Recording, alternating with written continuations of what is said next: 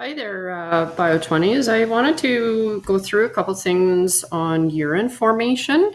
And I know this stuff is a little bit challenging for some students, so maybe this little video will help you to understand the processes in urine formation. So here's this kidney and urine formation worksheet. By now you've watched some videos and hopefully have a good understanding of how urine is formed. Now I'm just going to go and scroll down to the bottom of this, and I've added in a little picture of what the nephron looks like. And so you should also be able to add in labels to this and be able to know the different functions of the different parts here. So we know that blood enters into the nephron by the afferent arteriole. So blood is going in, and then it goes into this little capillary called the glomerulus, and then the blood comes out the efferent. So this is how I remember it.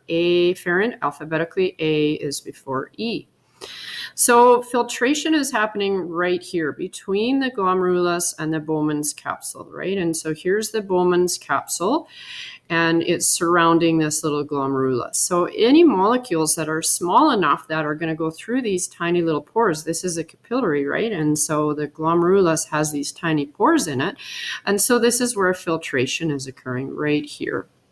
And filtration, again, it's powered by the blood pressure, and it's based on the size of the molecule. So again, molecules that are too big are not going to fit through the filter, and they stay in the bloodstream.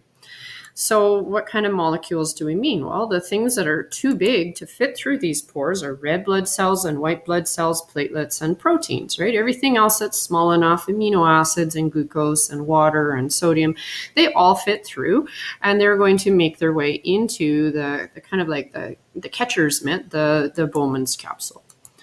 Okay, and so here is just a reminder that these things that are too big are just going to go out the efferent arteriole, right? They don't make it into the Bowman's capsule. They're not what we call the filtrate, right? They stay in the blood. They're too big to get out of the blood and get filtered. So here we have these big particles like red blood cells and white blood cells. And again, they're too big. They try to get out, but denied, can't get out, too big. Too big, can't get out. Only the small little guys, these little purple guys, can get through the filter and they get into the Bowman's capsule. At this point, we call this the filtrate, right? We filtered the blood, and now we call it the filtrate. Then the next thing that happens is, and this is almost right away, is that a lot of the substances that got filtered, well, they just get reabsorbed. They're going right back into the bloodstream. So again, the big molecules, they're too big, and so they didn't even get filtered in the first place, and they're staying out here in the bloodstream. In the meantime, you've got this peritubular capillary that's going all around the nephron, and so now substances are moving. These tiny, small particles, the purple ones, go into the bloodstream. And well, what is the point of doing that? Well, these are the things that the body needs, right? Amino acids to build proteins out of, okay? Glucose, you need that for, well, that's sugar, right? And that's for cell respiration. Sodium is an ion that you need. And since it's a positive ion, guess who follows right along with him? Well, the negative guy, right? Positives or negatives are attracted to others, so chloride ions follow. And then water follows along. He's just along for the ride by osmosis. And so you actually get three molecules. You try to reabsorb sodium, but along comes with him chlorine, chloride ions, and water follows as well. Okay, so this is happening right away here in the proximal tubule. Almost immediately, most of the things that just got filtered are getting reabsorbed right back into the blood. Next thing that happens is the molecules, the things that got filtered, the filtrate, they're going to be moving down the loop of Henle. So going down, this is the descending loop, and going up is the ascending loop. So going down, what happens is water is permeable, so it can move out. But now sodium and chloride are not permeable, so they stay in the tubule. And that means that when we get into the bottom of the tubule here, right at the very bottom, we have a pretty high concentration of sodium and chloride ions. So then what do? Well, then the sodium gets pumped out. This is active. Chloride follows, but now here's the thing, is the water can't follow. It is not permeable to water on this ascending loop, so the water stays in, sodium and chloride get reabsorbed into the bloodstream. Okay, so the loop of Henle works as what's called a countercurrent multiplier. Then once we get up here into the distal tubule, so again, remember we've got these blood vessels that are all around here, and some more particles are getting reabsorbed from the distal tubule back into the bloodstream. Okay, so more sodium, and there's hormones that are acting here. You guys will learn about them in Bio 30. And so they're moving from the tubule into the blood, right? And so the sodium, chloride, water, all these guys are being reabsorbed even more, right? If they didn't get done here in the proximal tubule or here in the loop of Henle, then it's happening again in the distal tubule. They're getting reabsorbed. Now there's the reverse processes happening here as well. You'll notice that now some particles are moving from the bloodstream into the kidney tubule. And you're probably wondering, well, why the heck would that happen? Well, it's just to regulate the different concentrations of ions, the pH of the blood. So potassium ions typically get secreted to regulate potassium balance. Hydrogen ions are going to be secreted. They go from the blood and they go into the distal tubule, and then they end up as urine, right? And its blood is too acidic. You got to get rid of those extra hydrogen ions. And if the blood is too basic, then you have to get rid of them, right? You're putting them into the urine, and you're going to secrete these, and then they end up in the urine.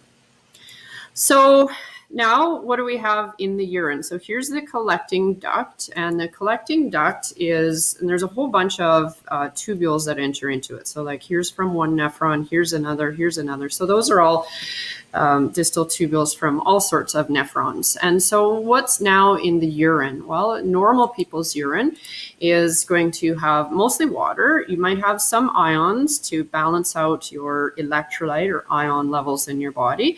Hydrogen to balance your pH. Urea is one of the molecules that often gets secreted. At this point in time, too, if you're taking drugs like penicillin for an infection, or if you're doing, like drugs like marijuana or other drugs, then secretion is happening, and that's why a blood test, a urine test would show these substances in your urine, because they don't get reabsorbed; they get secreted instead.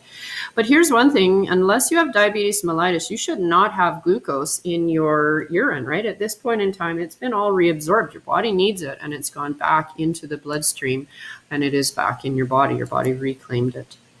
Okay, so now I just wanted to go through. A lot of kids find this chart is maybe a little bit difficult to understand, and so I want to talk about how we do this chart. Oops, looks like I had one more thing here. Just saying that if something got reabsorbed, it should not be in the urine. So things like glucose and amino acids, if it got secreted, then yeah, it will end up in the urine. So if you're secreting some hydrogen ions to balance your pH, then yeah, you're going to have acidic levels of urine. Okay, sorry about that. Back to this chart, and let's talk about what is going on here in this chart. So what do I want to talk about? Well, I want to look at, here's these things in the plasma. These things are in the blood. These things are in the afferent arteriole, and these things are in the capillary, the glomerulus. But then let's see if they all make it into the filtrate, into the Bowman's capsule. Well, we see that one of them did not. There are no proteins in the filtrate. Well, why is that? Well, we're talking about the Bowman's capsule. So there's clearly not going to be any proteins because it's too big. It's too big to fit through the pores of the glomerulus. And so the reason why is it's not filtered, right? It's too big. So next up, what about these two guys here in the urine? Well, we see that there is no, and I'm just trying to get my little circles matched up here, and they're not matching. So I'm just going to erase these. Why is there no amino acids and no glucose in the urine? So, well, that's a different story entirely, right? There's no amino acids. It got filtered. It showed up in the Bowman's capsule. Same with glucose, right? It was the same amount in the capillary going in, and then it got filtered. But then why is there none of it in the urine? Why? Because they got reabsorbed. They went back into the body, they went into the bloodstream because they're useful substances that your body needs. So they do not end up in the urine, they got reabsorbed. And then what about proteins? Well, the reason why there's no proteins in the urine, it's a different reason than the reason why there's no amino acids and glucose. Those guys got reabsorbed. This guy never got filtered in the first place. Remember, we said here he is in the plasma, but he's not in the filtrate because he was too large to fit through the pores of the glomerulus. Okay, and then one final thing is to look at these concentration changes. And you will notice that some ions like potassium and chloride and sodium, they went up in concentration, right? And same, these guys went up in concentration. There's potassium, and wow, urea went up 60 times higher. Why is that? How come there's more of them in the urine than there was even in the blood going into the nephron?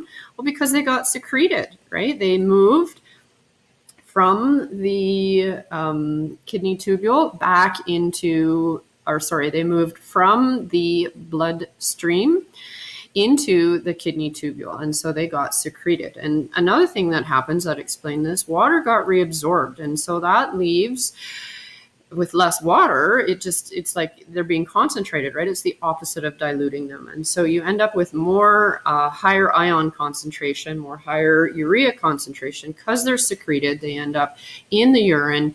And so if you're doing a urine test, you would find some inorganic ions, potassium, urea. And like I said, this happens with drugs like penicillin or marijuana, THC, that kind of stuff.